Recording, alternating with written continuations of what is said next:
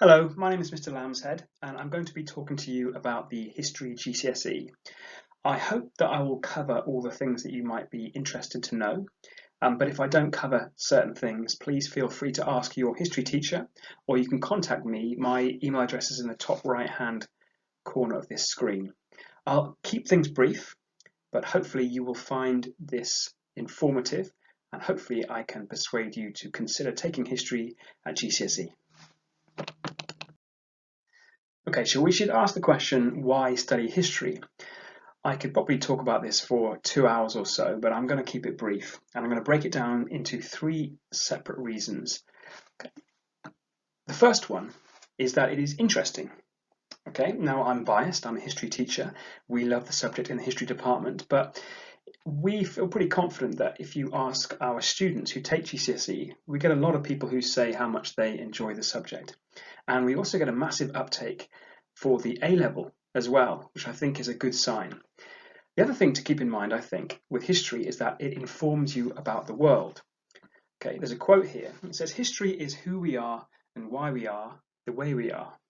I think what that captures is the idea that history can inform us of the way in which the world has come about. Okay, if you want to understand why the world is the way it is, history gives you that background. Okay, you may never have wondered a question like, why is America the most powerful, rich country in the world? You can't really answer that without studying history. Number two, it gives you important skills. Okay, now if I show you these skills here, it says questioning, structured writing, debating and presenting, and analysis. They might not strike you as incredibly exciting, but what they really boil down to is improving your skills with regards to critical thinking and persuasion. Now, if I can just quickly explain what I mean by that. If you want to navigate the world effectively, you need to be able to question what you're presented with. Okay, you need good critical thinking skills so you don't simply take things at face value. And also think about persuasion. What you want to be able to do is to persuade people of your opinion, persuade people that you are doing the right thing. What history allows you to do is to become very good, become very skilled at persuading people of your position. And thirdly, it can help you to get to where you want. Now take a look at these careers. Now they may or may not be of interest to you, but history tends to keep the door open with regards to some of these careers. It says here law, journalism, politics, teaching, civil service, publishing, and media. The kind of skills that you learn in history are the kind of skills that these sort of careers demand. And so if they look of any interest to you, then studying history GCSE might just be the next step you need in order to get there. So the key things about GCSE history. There are 5 topics studied. I'm going to be going over those in a moment over the next few slides. There are 3 exams. They're the OCR exam board, and there's no coursework for history at all. Okay, now the next few slides, as I just mentioned, we're going to look at the topics studied. They are what you're going to be doing if you choose to take this GCSE. So it's worth finding out just a little bit more about these 5 different topics. One of the topics is living under Nazi rule, which covers Nazi Germany and Adolf Hitler.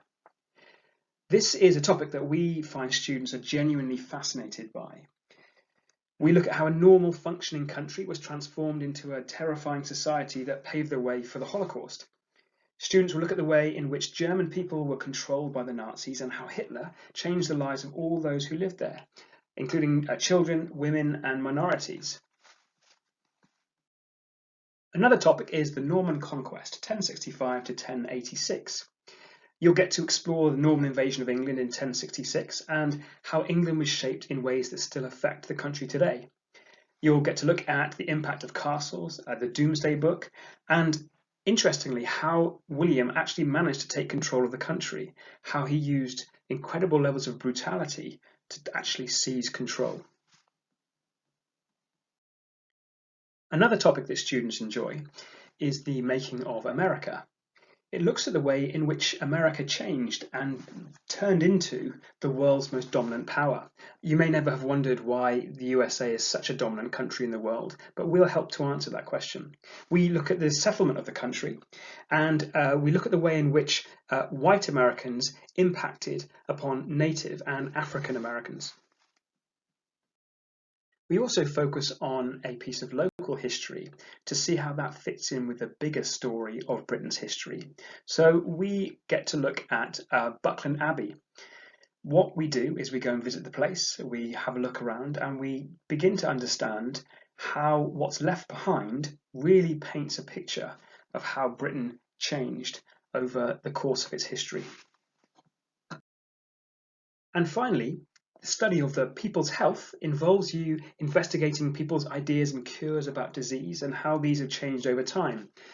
You get to explore how epidemics such as the plague and cholera were dealt with through the different eras.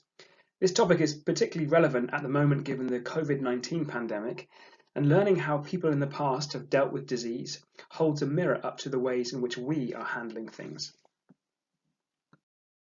Thank you for watching and listening. I hope I've managed to answer some of the questions you may have, but if you do want any further information, please, like I said at the start, ask your history teacher, or you can contact me on the email address there.